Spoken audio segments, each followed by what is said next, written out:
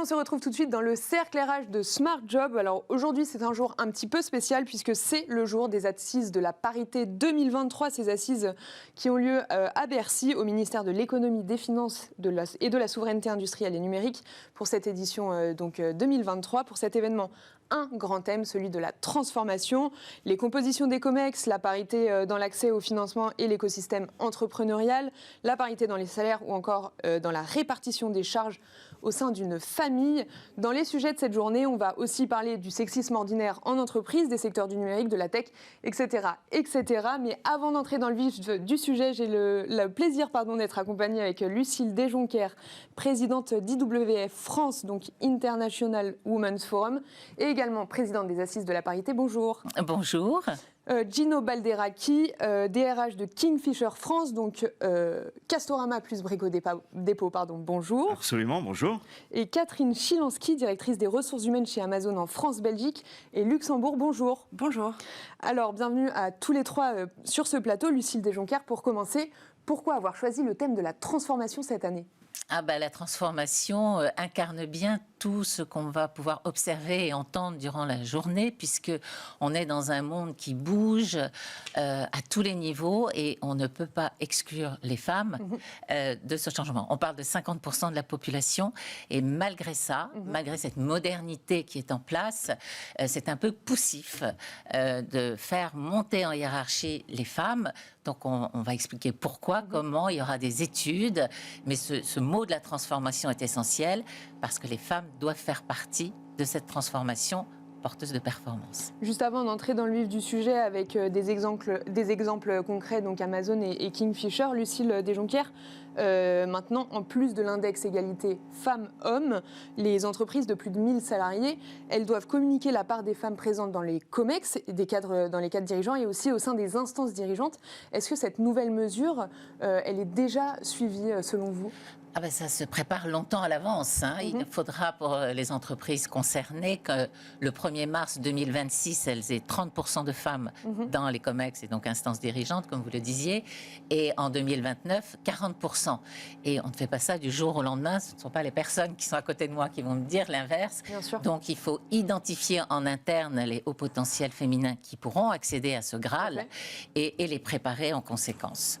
Et pour les sociétés qui n'ont malheureusement pas les femmes, parce que c'est, pour tout un tas de raisons, il faudra penser à les recruter, mais aussi en avance pour qu'elles s'imprègnent de l'entreprise qu'elles vont rejoindre à une fonction clé. Catherine Chilansky, vous avez mis en place des actions concrètes concernant la parité chez Amazon. Pourriez-vous nous en dire plus, par exemple, sur le mentorat ? Oui, tout à fait. Première chose que je voudrais dire, c'est que, Lucille, vous disiez que dans la population française, il y avait 50% de femmes. On est très fiers chez Amazon de pouvoir afficher qu'on est quasiment à parité sur l'ensemble de nos effectifs. Oui, c'est vrai que vous avez un index égalité femmes-hommes qui est quasi excellent. Absolument. Et je pense qu'il y a deux choses là-dedans. Il y a à la fois la parité, mais aussi comment on traite la rémunération et l'évolution professionnelle. Et nous, chez Amazon, on est très attachés, si vous voulez, à la fois à ce qu'il y ait une parité, mais à la fois aussi à ce qu'il y ait une équité de rémunération et d'évolution professionnelle. Donc effectivement, ça se traduit dans des scores très hauts d'index égalité professionnelle. Et oui, le mentorat au féminin en particulier est une de nos actions clés chez Amazon, mais pas que. J'aurai peut-être l'occasion d'y revenir, parce qu'on croit vraiment dans la puissance du mentorat au féminin, pour les femmes qui sont dans des carrières techniques, qui comme ça peuvent se faire mentorer par leurs aînés, qui les aident à développer leur carrière, à relever des défis, et puis aussi à lutter contre, on en parlait, le syndrome de l'imposteur dont parfois les souffrent femmes certaines femmes. Ouais, exactement. Mais le mentoring croisé est très, très intéressant. C'est vrai. Parce qu'un homme mentore une femme, d'abord il se responsabilise par rapport à ce rôle et il devient convaincu de plus en plus de l'intérêt de cette tâche. Et on voit des hommes vraiment s'embarquer dans cette voie de vouloir aider les femmes. Gino Balderacchi, chez Kingfisher France, qu'est-ce que vous avez mis comme action concrète pour la parité ? en place, pardon. Qu'est-ce que vous avez mis en place? On en a mis plusieurs. Je reviens juste sur ce que disait Lucille. Nous aussi, on a fait le choix de ce mentoring croisé. D'accord. Et qui part directement donc du comité de direction France, et chaque directeur et directrice a pu comme ça mentorer un jeune manager pour l'aider justement à progresser dans l'entreprise, à se créer un réseau, à dépasser certains biais mentaux, je pense qu'on y reviendra, pour pouvoir justement, sur un programme de plus de 12 mois, permettre à ces jeunes talents de pouvoir s'exprimer. Donc ça, c'est un point qui est très important. Ensuite, on a été, extrêmement chanceux avec les péripéties du Covid. C'est-à-dire qu'on a vu arriver dans nos magasins énormément de femmes. Et donc, notre population de clients s'est trouvée changée. Et aujourd'hui, on a je vais employer le terme parité, même si c'est pas exact, mais on a la moitié de nos clients qui sont des clientes. D'accord. Et donc, comme cela, ça nous a permis aussi, sur une base à la fois concrète et objective, de pouvoir développer certains de nos programmes. Donc, c'est passé premièrement par un e-learning sur tout ce qui concerne les biais, accessible à l'ensemble de nos collègues. D'accord. On a mis aussi en place une formation spécifique pour nos cadres dirigeants, là aussi sur les biais mentaux, parce que on a encore trop tendance à recruter des personnes qui Mais par exemple, c'est quoi les biais mentaux? Sur quoi vous axez ces formations à Gino? Eh bien, par exemple, on en parlait justement tout à l'heure, c'est le fait que on a, quand on est une femme, souvent, tendance à ne pas oser postuler sur certaines propositions, parce qu'on considère que l'écart qui existe entre le poste actuel et le poste visé est trop important. D'accord. Alors que les hommes, eux, se disent bon moi j'apprendrai en marchant et j'y vais. Et ils ont raison. Ils ont raison. Ouais. Bien sûr. Non, mais c'est hyper intéressant. Enfin, nous chez Amazon, ça fait très longtemps effectivement qu'on sensibilise et qu'on forme l'ensemble de nos collaborateurs et collaboratrices et managers à ce qu'on appelle les biais inconscients. Et les biais inconscients, en fait, on en a tous. D'accord. C'est normal. Ouais. Je veux dire, la question, c'est d'arriver à en prendre conscience. Et l'objectif d'en prendre conscience, c'est parce que ces biais inconscients, ils ont deux conséquences, à mon avis, très néfastes. La première, c'est que ça crée des croyances autolimitantes dont vous parliez, c'est-à-dire qu'effectivement, on s'autolimite parce que de par notre culture, de par notre genre, de par notre milieu social, de par notre pays, etc., on s'autolimite. Mais peut-être que ces biais sont ancrés depuis trop longtemps en fait, dans la société. Oui, ils sont ancrés depuis longtemps, mais la première étape pour arriver à lutter contre, c'est d'en prendre conscience. Donc, il y a des croyances auto-limitantes. Et ensuite, du coup, le fait de ne pas prendre conscience de ces biais, ça empêche, ça peut générer de l'exclusion. Parce qu'en fait, ça fait qu'on apprécie les différences de façon négative. Alors qu'en fait, il faut savoir apprécier les différences. Parce que une fois que vous appréciez les différences, vous êtes dans l'inclusion. Il y a la parité, mais il y a l'inclusion. Bien sûr. Et donc, en fait, c'est hyper important de former, de sensibiliser aux biais inconscients, aux stéréotypes, pour pouvoir, en fait, à terme, les déconstruire. Bien sûr. En parlant de formation, Catherine Chilansky, j'aimerais qu'on revienne sur le programme que vous avez lancé Amazon Future Engineer, donc pour permettre aux jeunes filles qui souhaitent s'orienter vers des études d'informatique de pouvoir le faire. Est-ce que vous pourriez nous en dire un peu plus sur ce programme? Est-ce que ça veut dire que la parité dans le secteur du numérique, c'est un peu une utopie finalement, Catherine Chilansky? Oui, enfin, je crois qu'on partage tous le constat. À l'heure actuelle, il n'y a pas assez de femmes dans les filières scientifiques ou dans les filières de formation, ingénieurs, etc. Et ça, c'est un constat que nous, Amazon, on a fait assez tôt et qui nous a conduit, en fait, en 2020, à avoir une réflexion qui est presque une réflexion citoyenne sur comment on arrive à faire en sorte de sensibiliser dès le plus jeune âge des jeunes filles sur le fait que oui, elles peuvent aller dans des filières scientifiques, elles peuvent faire des métiers d'ingénieur. Et en fait, donc, on travaille avec des associations qui sont spécialisées dans le domaine de l'éducation. Et on va dans les lycées, on va dans les collèges, on va dans les écoles primaires Parce qu'en fait, il faut que les jeunes filles, dès leur plus jeune âge, comprennent que ces métiers-là, ils peuvent être intéressants, que l'usage qu'on en fait, c'est pas une grande boîte noire, etc. Enfin voilà, donc on fait des ateliers de codage, on fait des témoignages métiers, c'est hyper important qu'ils comprennent c'est quoi nos métiers. Ouais. Oui, d'avoir vraiment une voilà. vision très précise de ce métier-là. Est-ce que c'est vraiment ce qu'elles veulent faire? Et si elles veulent le faire, comment on fait pour le faire? Exactement, du mentorat et puis... L'intérêt des rôles modèles. Hein. Tout à fait, absolument. Mais je crois que c'est très important que l'entreprise, en général, puisse justement aider ces jeunes femmes, mais également ces jeunes hommes, à pouvoir se situer dans la société et à les aider justement à trouver leur voie après le bac ou après des études supérieures. Nous, en l'occurrence, on a décidé de travailler avec NQT et Mosaïque RH pour justement avoir des cadres qui, prenant sur leur temps, vont aider ces jeunes à se trouver et les aider à pouvoir bien se placer ensuite auprès des entreprises. Alors, il faut qu'on avance sur les sujets parce qu'il y a beaucoup de sujets à traiter sur ces assises de la parité 2023. J'aimerais qu'on passe un petit peu sur l'égalité des salaires ou plutôt les écarts salariaux. Lucille Desjonquières, selon vous, la transparence en termes de salaire, est-ce que ça peut être un levier pour atteindre l'égalité ? Oui, mais il y a eu beaucoup de lois qui ont été promulguées sur ce thème depuis des années et pas tellement appliquées, parce qu'en France, on est très fort pour faire des lois. La dernière loi Pénicaud a un impact, c'est certain. Bien sûr. Mais quelqu'un me disait, on en parlait tout à l'heure aussi, l'autre jour, que le jour où il y aura plus d'inégalité salariale entre les femmes et les hommes, l'État encaissera davantage de charges sociales et donc de ce fait, ils trouveront l'argent pour résoudre le problème des retraites. Donc tout ça pour dire qu'à partir du sujet de l'inégalité salariale entre femmes et hommes, on pourrait résoudre entre autres, un vaste sujet économique. Donc, c'est vraiment l'effet domino, où tout est vraiment lié. Et aujourd'hui, c'est vrai que grâce à la loi Pénicaud, pour répondre à votre question, la transparence est essentielle.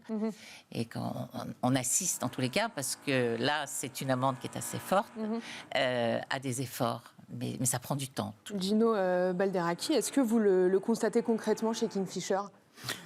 Alors absolument. Non, mais c'est vrai, à tel point que ce n'est plus un problème. D'accord. Mais comme le disait Lucille, pour tous les sujets liés à la parité, c'est quelque chose qu'on a commencé il y a déjà plusieurs années. Donc on a revu tous les salaires par catégorie, on a regardé les moyennes, on a comparé moyenne femmes et moyenne hommes, et on a vu des disparités. Oui, on rappelle que ça ne se fait pas en 2 jours de tout revoir. Nous, c'est un travail clairement qui a duré 4 ans. D'accord. Voilà, D'accord. 4 ans. Et à aujourd'hui, on est au point de mesurer des micro-écarts, et j'ai envie de dire, on n'a plus d'écart. Et voilà, c'est 4 ans de travail, ça ne se fait pas du jour au lendemain. Et chez Amazon, Catherine ? Non, je suis d'accord avec ce qui a été dit. Je pense qu'il y a un vrai besoin de transparence. Moi, je suis très contente qu'il y ait cet index égalité professionnelle qui soit publié, qui mesure les écarts de rémunération, les écarts d'augmentation, si les sociétés augmentent les femmes après les arrêts maternité. Et je suis assez fière de dire que chez Amazon, on a sur nos activités logistiques un index EGAPRO à 99%, c'est-à-dire qu'on ne constate plus. Ah oui, j'avais une question sur l'écart de rémunération. Sur des métiers qui historiquement étaient plutôt faits pour des hommes, en fait. Exactement, et sur lesquels on est à la fois à parité sur nos effectifs, mais aussi, ce que je disais au début, c'est que pour nous, il y a la parité, mais il y a le fait ensuite de traiter équitablement nos collaborateurs. Et ça, l'équité de traitement, c'est la rémunération, c'est l'évolution professionnelle. Donc un index EGAPRO à 99% sur les activités logistiques, ça veut dire que clairement, on rémunère les femmes comme les hommes, on fait évoluer les femmes comme les hommes. Et que, voilà. Donc, et sur nos activités retail, même chose. Donc, non, c'est hyper important. Je pense qu'il faut faire coller les paroles et les actes. Tout à fait. Donc, tout à fait. Justement, vous avez parlé d'équité, Catherine Chilansky, ce qui nous fait une transition toute trouvée pour parler du sexisme ordinaire en entreprise. Gino Balderaki, est-ce que vous pourriez nous redéfinir le sexisme ordinaire en entreprise ? Le sexisme ordinaire en entreprise, c'est pour moi l'expression d'une forme de mépris. D'accord. Qui arrive de façon toujours, je trouve, sous la forme de l'humour. Et c'est très difficile de lutter contre cela. Justement, on fait comment pour réagir à une pseudo-blague en fait en 2023 D'une part, on ne réagit pas, et d'autre part, on souligne que c'est déplacé. Mais il faut le faire systématiquement. C'est-à-dire, il ne faut pas laisser passer. Il ne faut pas faire semblant d'acquiescer, de rire. Non, il faut être très ferme. Il faut le dire. Vous êtes d'accord, Lucille de Jonckert? Comment on fait pour réagir à une pseudo-blague? Quelquefois, ces personnes qui font ces blagues, ils pensent être drôles, ils ne pensent pas une seule minute à être méchants. Mais non. Donc le fait de leur dire, ils disent ah bon, mais je ne savais pas, ok, d'accord. Alors il y en a d'autres qui sont vraiment méchants, mais on va parler de cela. Et donc c'est important de dire. Et surtout que l'entreprise applique une tolérance zéro et le fasse. Exactement. Non, c'est très important. Et j'ai des exemples à l'esprit. On est allé voir certaines personnes, on leur a expliqué, on a eu un entretien, ils ont été parfois sanctionnés. Vraiment, c'est tolérance zéro. Il y a des tout nouveaux chiffres qui sont sortis récemment sur le baromètre #Stop qui est coordonné par l'AFMD. Pour 8 femmes sur 10, les attitudes et décisions sexistes sont régulières au travail. Un constat qui reste inchangé depuis 2 ans et aujourd'hui qui est partagé par toutes les générations. Que doit-on en penser, Catherine Chilansky? Qu'est-ce que vous en pensez, vous, de ce chiffre? Non, je suis effrayée, déjà. Je trouve que c'est pas acceptable. Tout simplement. D'où la tolérance zéro. D'où la tolérance zéro, ça, il n'y a pas de problème. D'où le fait qu'effectivement, le management doit a un rôle hyper important et ne doit pas tolérer. Pour revenir quand même sur ce que je disais, je pense que... Alors, il y a plusieurs choses. Je pense que c'est d'autant moins acceptable pour les jeunes générations. Je crois que ça passe plus du tout, qu'ils ont un regard là-dessus qui est très différent. Tout à fait. Donc voilà.